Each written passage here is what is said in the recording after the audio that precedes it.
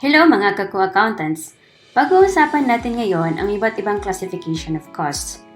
Ang topic na ito ay bahagi ng management or managerial accounting, ang subject sa accountancy na mahalaga para sa internal decision-making ng company o kahit as an individual. Ang mga konsepto ng cost classifications at treatment na ating aalamin ay ang mga sumusunod. Una, cost based on level of production.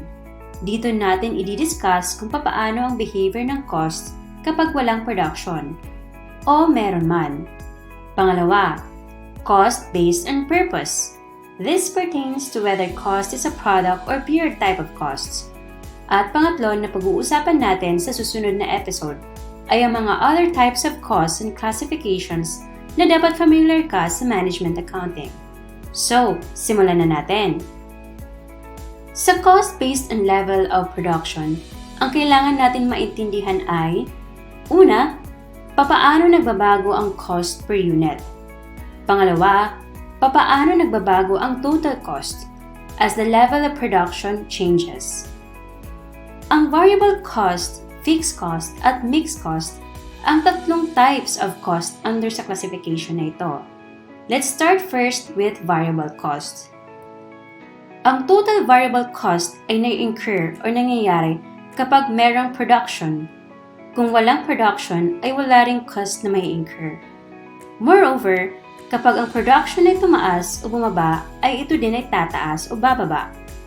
Samantala, ang variable cost per unit ay hindi nagbabago or unchanged. Kapag sinabing 10 pesos ang variable cost per unit, kahit ilang production ng item, ay 10 pesos pa din ang variable cost. Pero meron akong note para dito. In reality, ang variable cost per unit ay pwedeng magbago kung ang production ay mag-increase. Ito ay dulot ng discounts na nare-receive mo sa supplier dahil bumili ka ng maramihan para makaproduce ka ng marami.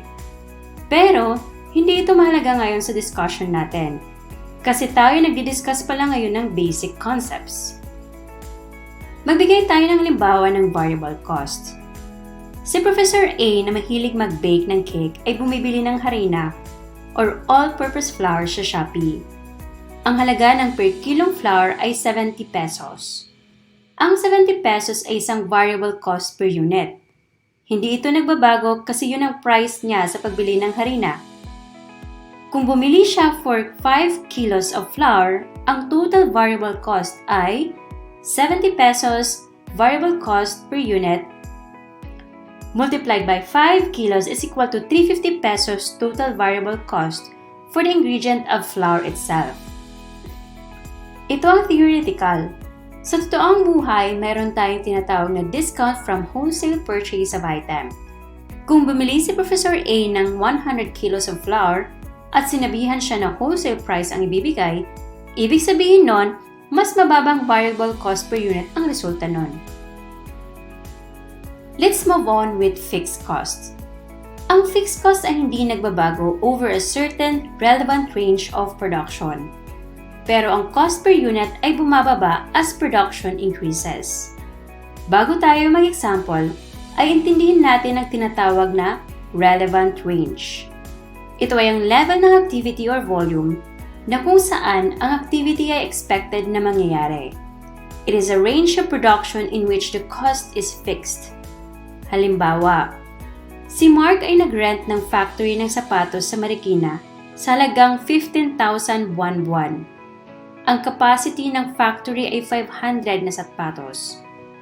Day off na mga manggagawa niya ang Sabado at Linggo, which means that walang production sa mga araw na ito.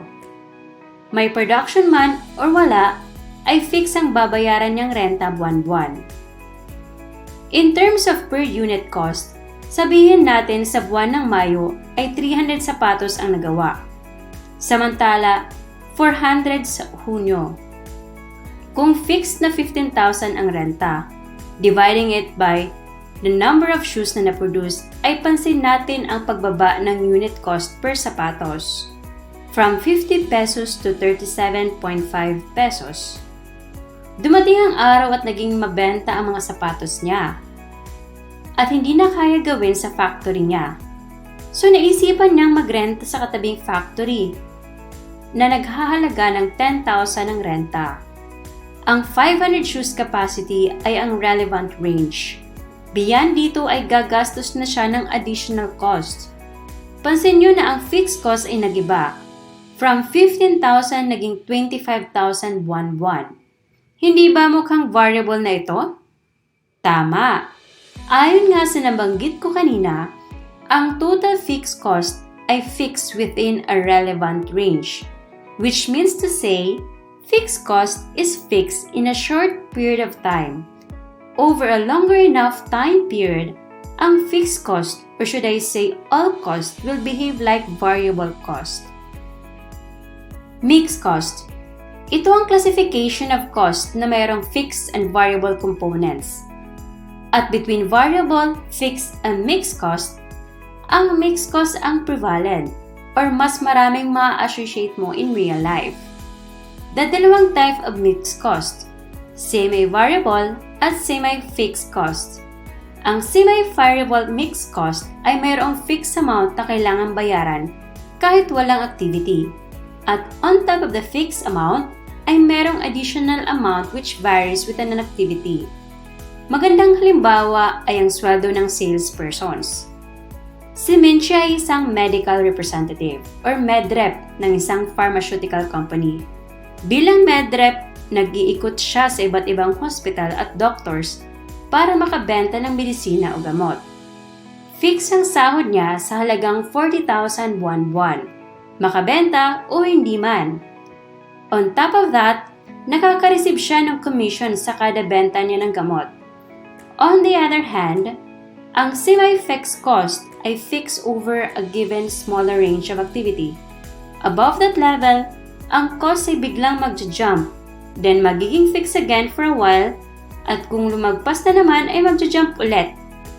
Kung ikumpara natin ito sa wholly fixed cost, ang pagkakaiba ay sa fixed cost, fixed ito for a relevant range. Walang semi-fixed cost ay fixed over a smaller range. Ang halimbawa ng semi-fixed cost ay mga staff sa hospital. Kung ang hospital ay nangangailangan ng nurse sa bawat 25 na pasyente, then each time na ang number ng pasyente mag-increase by 25, karagdagang isang nurse ang i-hire ng hospital. Ang total nurse staff salary ay mag-i-increase din. Ang pagkakaiba naman ng semi-variable at semi-fixed cost ay ang semi-variable ay nagsisimula sa isang base level and moves upwards smoothly as activity increases. Samantala, ang semi-fixed cost naman ay gumagalaw upward by steps. Ang main distinction of costs that are based on purpose ay production cost versus period costs. Note na both product and period cost can be fixed or variable. Hence, ang iba't ibang classification ng cost ay hindi mutually exclusive from each other. It means to say, hindi ibig sabihin na ang cost ay fixed or variable, hindi na ito ma-apply sa iba pang costs.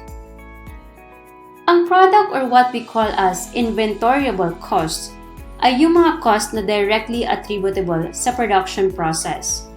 Kung wala ang product cost, walang product na magagawa. Ito ay na-associate sa isang bagay or item. Nadadala sa balance sheet as inventory kung matapos ang production, nililipat from balance sheet papuntang income statement as cost of goods sold, an expense account, kapag mabenta ang inventory. Ang main types of product cost ay materials, pwedeng direct or indirect. Ang direct materials ay materials na main component ng finished product. Samantala, ang indirect material ay ang kabaliktaran nito. That is, not the main components of finished product. Halimbawa ng direct material ng furniture ng dining table ay wood o kahoy, at ang indirect material ay ang pako at varnish. Pangalawa, labor. Kagaya ng materials pwedeng direct and indirect. Ang direct labor cost ay cost ng main na gumawa ng product, kagaya ng karpentero for the same example of furniture. Ang indirect cost naman ay hindi direct contact sa product, kagaya ng tagabalot ng furniture para i-deliver ang item sa customer. Pangatlo, manufacturing overhead. Ito ay cost sa production process na hindi direct material at direct labor, pero necessary sa cost of production. Halimbawa nito ay indirect materials at labor mismo, gastos sa utilities, renta ng factory na pinaggagawaan, at mga equipment na ginamit sa paggawa. Ang mga product cost na nabanggit ay maaring ipagsama-sama para makabuo ng iba pang cost classifications. At ito ay prime cost, ang cost ng direct materials at direct labor, mga direct inputs. Manufacturing costs, kasama dito ang prime cost at manufacturing overhead applied. Ang lahat ng cost para magawa ang produkto. Conversion costs, direct labor at manufacturing overhead, mga cost na kailangan para ma-convert ang direct materials into final product. Matapos natin pag-usapan ang product cost, ay dumako tayo sa period cost. Ito ang mga cost na walang connection sa pag-produce ng product. Kahit ang cost na ito ay hindi na-incur, ang product ay mapuproduce pa rin. Ang listahan ng period cost ay unlimited, sa kadahilanan na ang cost na ito ay everything other than product costs. Pwedeng all general and administrative expenses, selling expenses, depreciation, interest expense, taxes, and so on. Usually, ang period cost ay expensed outright on the income statement for financial reporting purposes. However, para sa internal decision-making, merong mga period cost na pwedeng ma-allocate sa production department and eventually to the individual product itself, making it part of the product costs. Hanggang dito na lamang ang discussion ko. Abangan ang karugtong na discussion for cost classifications. Hanggang sa muli, Kako Accountants!